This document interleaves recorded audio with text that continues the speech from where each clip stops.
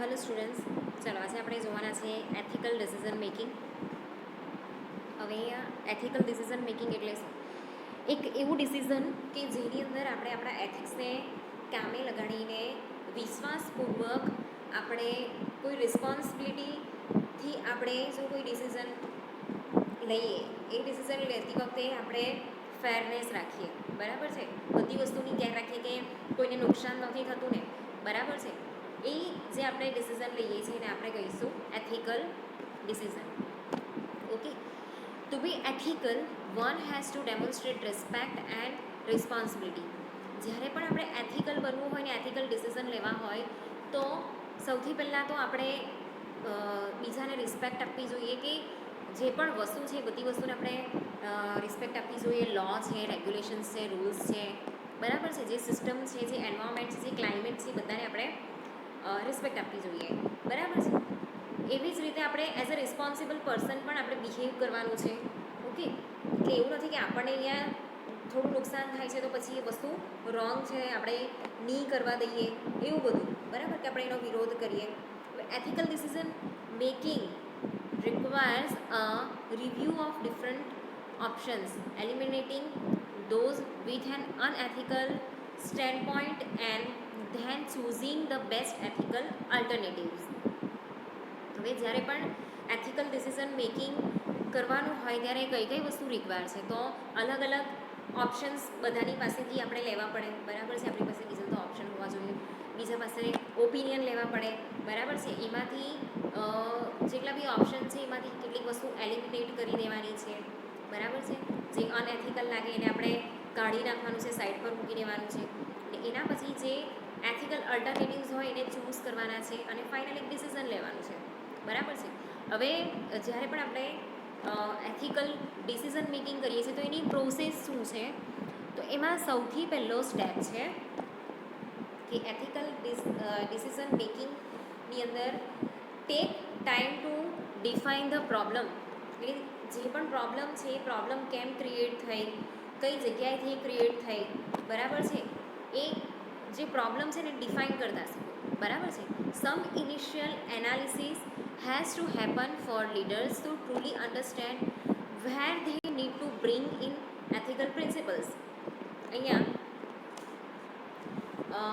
જ્યારે પણ આપણે કોઈ પ્રોબ્લેમ છે એને પ્રોબ્લેમને સામેથી આપણે ચાલીને વિચારવું જોઈએ, એનું એનાલિસિસ કરવું જોઈએ કે પ્રોબ્લેમ કેવી રીતે ઊભી થઈ, બરાબર છે. તો એઝ અ લીડર તમે જ્યારે પણ ડિસિઝન મેકિંગ કરો છો તો સૌથી પહેલાં શરૂઆત ક્યાંથી કરો કે પ્રોબ્લેમને એનાલાઇઝ કરો કે એની અંદર કઈ કઈ વસ્તુ બગડી ગઈ છે, બરાબર છે. પ્રોબ્લેમ કેમ ક્રિએટ થઈ છે, ક્યાંથી ક્રિએટ થઈ છે, બરાબર છે. પછી એથિકલી યોગ્ય છે કે નહીં એ તમે જોઈ લો, બરાબર. તો leaders need to decide why an ethical decision needs to be made and the outcomes that are desired for the decision. તો અહીંયા આપણને ખબર પડે છે કે એકવાર ઓબ્ઝર્વ કરી લીધું કે પ્રોબ્લેમ શું છે, કેવી રીતે ક્રિએટ થઈ, કેમ ક્રિએટ થઈ, કોના દ્વારા ક્રિએટ થઈ, બરાબર છે. એ બધું જાણી લીધા પછી આપણે એમાં આપણે કઈ રીતે એથિકલ ડિસિઝન લઈ શકીએ છીએ, બરાબર છે. અને એના આઉટકમ્સ કયા કયા હશે એ બધી વસ્તુ પણ આપણે વિચારી લેવી જોઈએ, બરાબર છે. એટલે જે ડિઝાયર્ડ ડિસિઝન આપણે લેવાનું છે એની અંદર કોઈને નુકસાન નથી થતું ને એ પણ આપણે જોવું જોઈએ, બરાબર. એના પછી નેક્સ્ટ છે consult resources and seek assistance. હવે એ પ્રોબ્લેમને રિલેટેડ જેટલા બી રિસોર્સિસ છે એ રિસોર્સિસને આપણે ભેગા કરીએ, એ લોકોની સાથે કમ્યુનિકેટ કરીએ, બરાબર છે. અને પછી એ લોકોની હેલ્પ લઈએ. અસિસ્ટ એટલે હેલ્પ, બરાબર છે. તો આપણે એ લોકોની હેલ્પ લેવી જોઈએ. તો leaders then need to work on developing a strategy using the resources and people around ધેમ.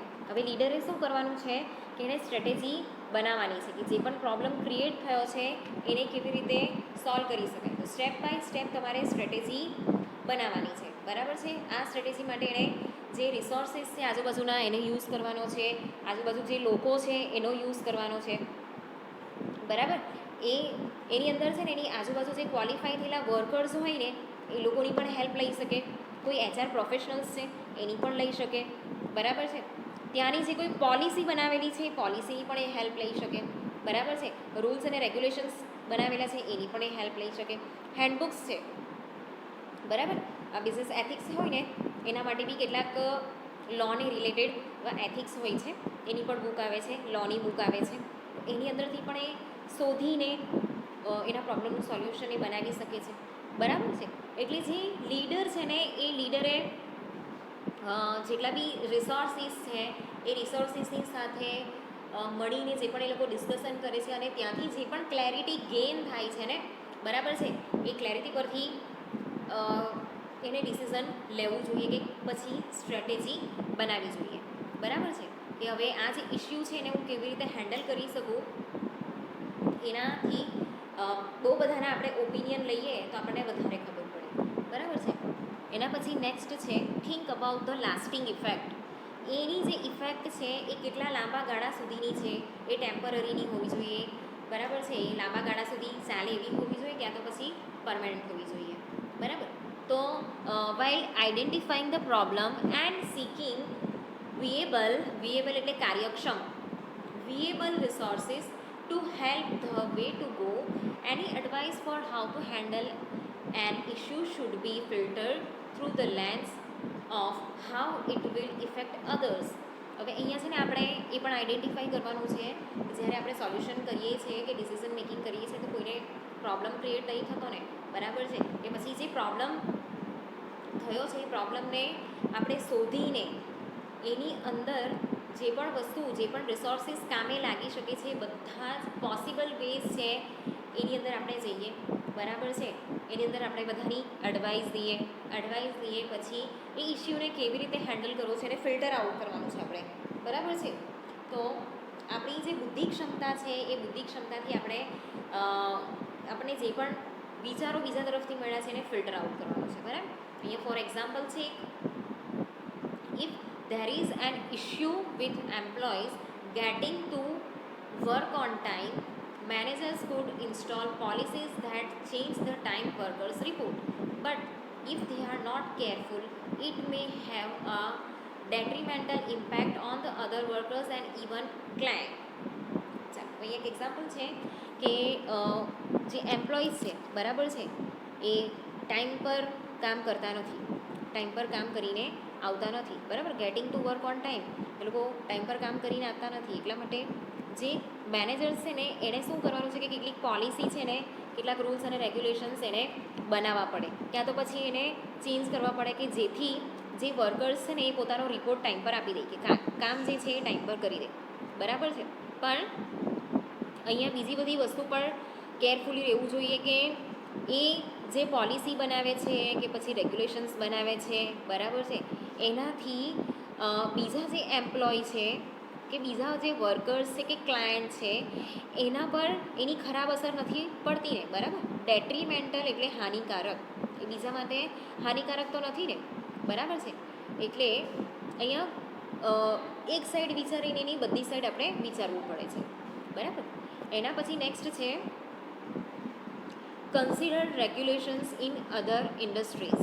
આપણે જ્યારે આવી રીતે ડિસિઝન મેકિંગ કરવાનું હોય તો બીજી બધી ઇન્ડસ્ટ્રી પાસેથી પણ આપણે હેલ્પ લઈ શકીએ છીએ કે એ લોકોના જે કેસીસ છે એ આપણે એ લોકોની પણ હેલ્પ લઈ શકીએ છીએ, બરાબર.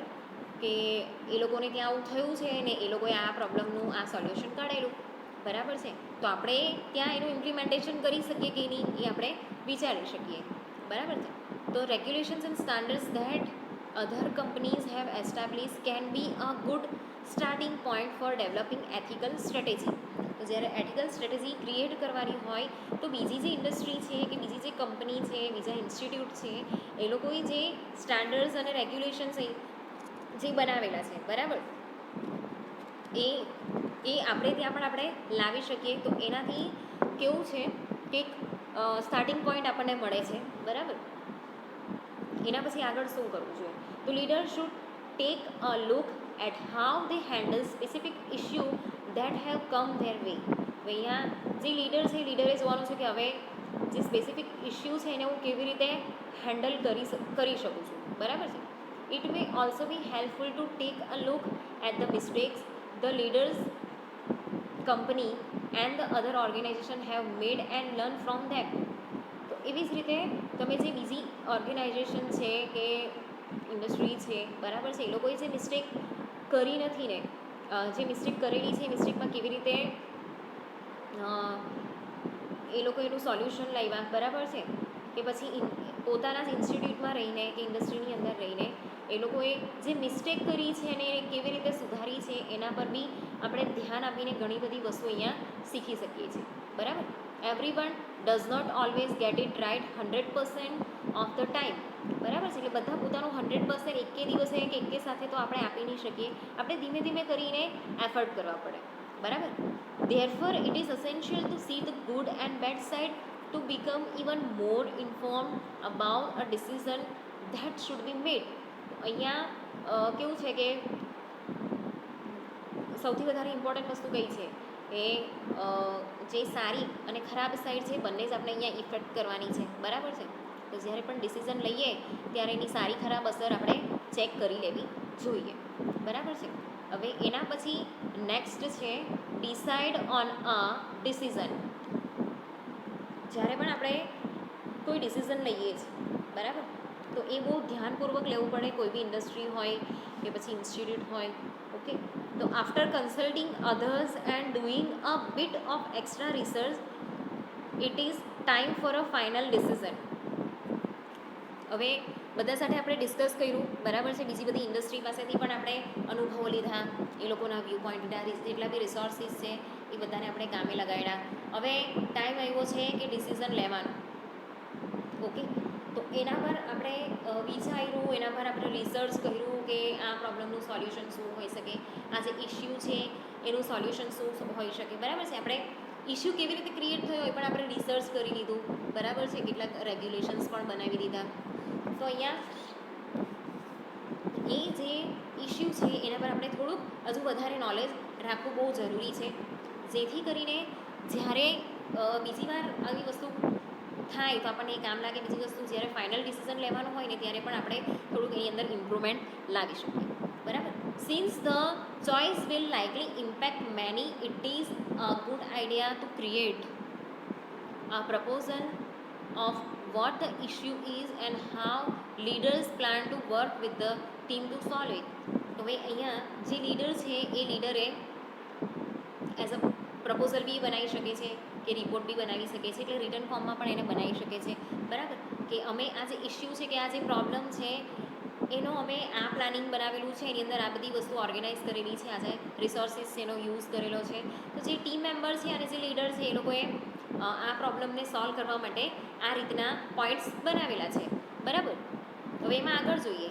If the problem is more personal and ઇન્વોલ્વ્સ harassment of some kind, it is more appropriate to only deal with those involved and establish a plan for action to handle that particular situation. હવે અહીંયા એવું લાગે છે કે જે problem છે ને એ ખાલી ફિઝિકલ નથી, બરાબર છે. એ હવે ધીમે ધીમે હરેસમેન્ટ સુધી ચાલી ગઈ છે, બરાબર છે. હવે કોઈને પનિશમેન્ટ કરવું, એ લોકો લેટ આવે છે કે કામ લેટ કરે છે, એમાં આપણે રૂલ્સ રેગ્યુલેશન્સ બનાવીએ કે પનિશમેન્ટ આપીએ ત્યાં સુધી નહીં, પણ હવે ધીમે ધીમે એ પર્સનલ થવા માંડ્યું, બરાબર. કોઈ એક વ્યક્તિને એ લોકો ટાર્ગેટ કરે છે, કોઈ એક ગ્રુપને એ લોકો ટાર્ગેટ કરે છે, બરાબર છે. હવે એ ખાલી ફિઝિકલ નથી રહી, એ ફિઝિકલથી મેન્ટલી સુધી એ પહોંચી ગઈ છે, બરાબર. તો એવા કેસીસની અંદર તમે કેવું કરી શકો કે આપણી પાસે જે એસ્ટાબ્લિશ પ્લાન છે, બરાબર છે, એના થ્રુ પણ આપણે એક્શન લઈને આપણે જે એ સમય પર જે પર્ટિક્યુલર સિચ્યુએશન છે એને આપણે હેન્ડલ કરી શકીએ, બરાબર છે. ફોર એક્ઝામ્પલ માની લો કે વર્કર્સની વચ્ચે માની લો કે મારામારી થઈ ગઈ, ઓકે, કે એ લોકોએ સ્ટ્રાઇક કરી દીધી, માની લો કે મારામારી થઈ ગઈ, એ એક્ઝામ્પલ આપણે લઈએ. તો આ એક કેવું થયું કે ફિઝિકલ મારામારી થઈ એટલે એ ફિઝિકલ ટોર્ચરની અંદર બી આવે, મેન્ટલ ટોર્ચરની અંદર બી આવે, હરેસમેન્ટમાં બી આવે, બરાબર છે. તો ત્યારે એઝ પર આપણે જે રૂલ બનાવેલા છે એ રૂલ પ્રમાણે આપણે કોઈ ડિસિઝન લઈ શકીએ છીએ, બરાબર છે. કે પર્ટિક્યુલર સિચ્યુએશન વાઇઝ આપણે એવી રીતે લઈ શકીએ. એવી રીતે એ લોકો સ્ટ્રાઇક પર ઉતરી ગયા, બરાબર છે. તો સ્ટ્રાઇક પર કેમ કર્યા, એ લોકોની સિચ્યુએશન શું છે, એ લોકોની માંગ શું છે, એ બધી વસ્તુ આપણે પહેલાં જાણી લેવી જોઈએ. એ જાણીને પછી એ લોકોને આપણે શાંતિથી સમજાવી શકીએ છીએ. તો ત્યારે આપણે એ લોકોને શાંતિથી સમજાવવા પડે. ત્યારે એ લોકો પર રૂલ્સ અને રેગ્યુલેશન્સ થોપવા જઈએ તો એ લોકો નથી જ માનવાના. બરાબર છે. તો જેવી જેવી સિચ્યુએશન છે એ પ્રમાણે આપણે અહીંયા ડિસિઝન લેવાના છે. However, for widespread ethical issues that have become a problem in the workplace, it is a good practice to bring decision to the team at large. હવે અહીંયા જ્યારે પણ ડિસિઝન મેકિંગ કરવાનું હોય, બરાબર છે, કોઈ પણ જગ્યાએ, તો આપણે હંમેશા ટીમની અંદર રહીને ડિસિઝન લેવું જોઈએ, એકલા ડિસિઝન લેવું જોઈએ નહીં. બરાબર છે. એટલે આ ડિસિઝન મેકિંગનો જે સમય છે ને, બરાબર, એ જે સ્ટેપ છે ને એ બહુ જ ઇમ્પોર્ટન્ટ છે. બરાબર છે. કશે આપણે એનાલિસિસમાં કશે ચૂકી ગયા હોઈએ, કોઈ રિસર્ચમાં આપણે ચૂકી ગયા હોઈએ, રીઝન જાણવાનું રહી ગયું હોય, બરાબર, ત્યારે પ્રોબ્લેમ ક્રિએટ થઈ શકે છે.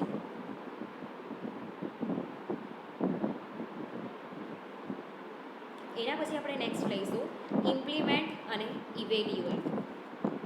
હવે જે પણ આપણે પ્લાન બનાવેલો છે કે પછી એનું સોલ્યુશન આપણે શોધ્યું છે, એનું ઇમ્પ્લિમેન્ટેશન કરવાનું છે અને પછી એનું ઇવેલ્યુએશન પણ કરવાનું છે કે આ જે વસ્તુ છે ખરેખર કામ લાગે છે કે નથી લાગતી. બરાબર. ચાલો તો એમાં જોઈએ આપણે this is wear talk meets action. It is easy for people to research and create solution to a problem, but when dealing with morality and ethics, it can be challenging to put it into action finally. હવે અહીંયા છે ને એક એવો final time આવી ગયો છે કે જે એક્શન છે ને એને એક્શનને આપણે મૂકી જ દેવાની છે, કે જે પણ પ્લાન છે ને આપણે એક્શનમાં મૂકી દેવાનો છે. બરાબર છે. હવે જે પણ લોકો છે, બરાબર છે, એ લોકોના બિહેવિયર પ્રમાણે લોકોએ જે શું રિસર્ચ કર્યું છે, લોકોએ કયા સોલ્યુશન ક્રિએટ કર્યા છે પ્રોબ્લેમના, બરાબર છે, એ બધું જાણીને આપણે મોરલી અને એથિકલી જે સારું હોય ને એ પ્રમાણે આપણે અહીંયા એક ફાઇનલ ડિસિઝન લેવાનું છે, એક્શન, અને જે ડિસિઝન લીધું એને એક્શનમાં મૂકવાનું છે. બરાબર છે. તો હવે નેક્સ્ટ જોઈએ આપણે no one benefits from a plan that is not put in to practice. એટલે જ્યાં સુધી આપણે પ્લાનને પ્રેક્ટિસમાં નહીં મૂકીએ ને ત્યાં સુધી કોઈને ફાયદો નથી થવાનો, કોઈનું સોલ્યુશન નથી આવવાનું, પ્રોબ્લેમ એવી ને એવી જ રહેશે. So at some point leaders need to facilitate the implementation of the ethical decision. એટલા માટે જે લીડર્સ છે ને એ લીડર્સે જે પ્લાન છે, બરાબર છે, એના પ્લાનને આપણે અહીંયા ઇમ્પ્લિમેન્ટ કરી દેવાનું છે. બરાબર છે. અને બધાને સરળ પડે ને એ રીતે એનું ઇમ્પ્લિમેન્ટેશન કરવાનું છે. બરાબર. Also the application is not enough. ખાલી એને અપ્લાય કરવું ઇનફ નથી. બરાબર છે. એને અપ્લાય કરવા પછી એને ઇવેલ્યુએટ બી કરવાનું છે કે આ પ્રોબ્લેમ ખરેખર ઓકે છે કે નથી, એનાથી સોલ્યુશન ખરેખર આવી ગયું કે નથી આવ્યું. બરાબર. હજુ બી પ્રોબ્લેમ આવે છે તો ક્યાં પ્રોબ્લેમ આવે છે, ક્યાં સુધારો વધારો કરવાની જરૂર છે, ક્યાં એ હાર્શ છે, ક્યાં એ ઢીલું પડે છે, એ બધી જ વસ્તુ આપણે અહીંયા ચેક કરવાની છે. Evaluation allowed everyone to see how the approach is working out, and if there were some unintended consequences leader did not foresee. તો અહીંયા છે ને જ્યારે પણ એ પ્લાનને અપ્લાય કરવામાં આવે છે ત્યારે એને ઇવેલ્યુએટ કરવું જોઈએ, બધાએ ધ્યાન આપવું જોઈએ કે એ કામ કરે છે કે નથી કરતું. બરાબર છે. કે અહીંયા છે ને કેટલીક વસ્તુ છે ને આપણી અનઇન્ટેન્ડેડ હોય, એના આપણો ઈરાદો નહીં હોય. બરાબર છે. એવા પણ અહીંયા અણધાર્યા જે રિઝલ્ટ છે એ આવી જાય. કોન્સિક્વન્સીસ એટલે રિઝલ્ટ. એવા અણધાર્યા રિઝલ્ટ પણ આવી જાય. જે લીડર છે એ લીડરે પણ એને શું કરવું જોઈએ, એની ધારણા તો આગળથી આપણે બી કોઈએ બાંધેલી નહીં હોઈએ. બરાબર છે. તો લીડરે પણ નહીં બાંધી હોય તો અણધાર્યા કોઈ રિઝલ્ટ પણ આવી જાય. બરાબર છે. અને જેની એણે કોઈ દિવસ ધારણા પણ નહીં કરી હોય કે આવું આવું થઈ શકે છે, એને પણ ખબર નહીં હોય. બરાબર. Is the problem finally fixed. અહીંયા આપણે જોઈ લેવાનું છે કે પ્રોબ્લેમ જે છે એ ફિક્સ થઈ ગઈ છે કે નથી થઈ ગઈ. બરાબર છે.